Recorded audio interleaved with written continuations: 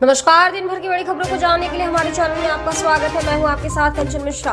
आज के इस बुलेटिन में बात करेंगे, पीएम मोदी ने खरगे की टिप्पणी का जिक्र करते हुए क्या कहा। फिर हम बात करेंगे, प्रशांत किशोर ने कौन सी संभावनाएं बताई जिससे बीजेपी की रथ को रोका जा सकता था।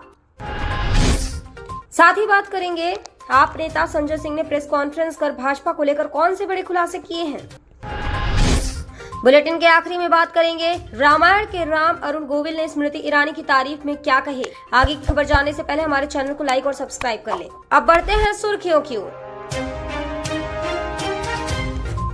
इस बार अयोध्या की रामनवमी खास होगी।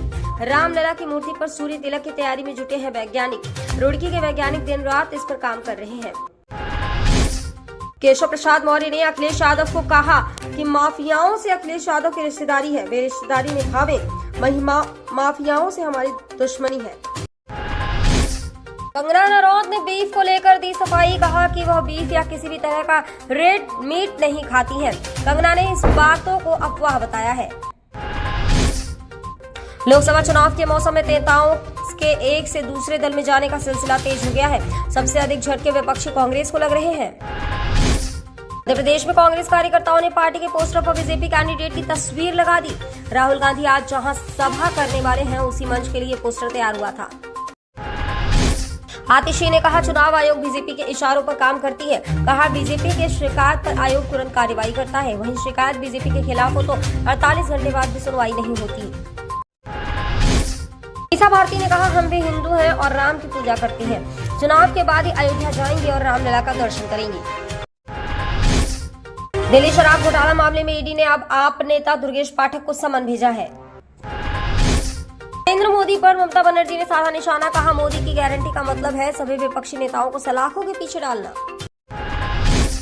कांग्रेस को अलविदा कह चुके संजय निरुपम ने राज्यसभा सांसद संजय राउत पर खिचड़ी घोटाले के सरगना होने के आरोप लगाए हैं। आगे की खबर जानने से पहले हमारे चैनल को लाइक और सब्सक्राइब कर लें। अब बढ़ते हैं बड़ी खबर की। प्रधानमंत्री नरेंद्र मोदी ने रविवार को संविधान के अनुच्छेद 370 के तहत जम्मू कश्मीर को विशेष दर्जा हटाने पर कांग्रेस प्रमुख मल्लिकार्जुन खड़गे की टिप्पणियों पर पलटवार किया। कांग्रेस अध्यक्ष खड़गे ने राजस्थान के जयपुर में एक कार्यक्रम के दौरान जम्मू कश्मीर का विशेष दर्जा खत्म करने के सवाल पर कहा था कि अरे भाई, यहाँ के लोगों से क्या वास्ता है। खड़गे की टिप्पणी का जिक्र करते हुए पीएम मोदी ने कहा कि कांग्रेस अध्यक्ष से सवाल किया है, मैं पूछता हूँ कि उन्हें क्यों लगता है कि जम्मू कश्मीर का मामला प्रासंगिक नहीं है। देश के कई युवा और बहादुर लोगों ने मातृभूमि के लिए बहुत बड़ा बलिदान दिया है, लेकिन अब कांग्रेस अध्यक्ष कह रहे हैं कि देश के एक कोने से दूसरे कोने का क्या मतलब है। यह टुकड़े टुकड़े की गैंग की भाषा है।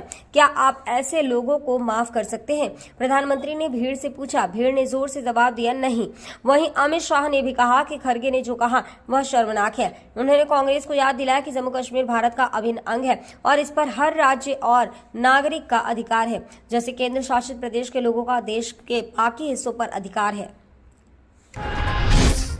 प्रशांत किशोर ने पीटीआई के संपादकों के साथ बातचीत की। कहा, भाजपा के स्पष्ट प्रभुत्व के बावजूद न तो पार्टी और न ही प्रधानमंत्री नरेंद्र मोदी अजेय हैं। उन्होंने रेखांकित किया कि विपक्ष के पास भाजपा के रथ को रोकने की 3 विभिन्न और यथार्थवादी संभावनाएं थीं, लेकिन आलस्य और गलत रणनीतियों के कारण उन्होंने अवसरों को गंवा दिया।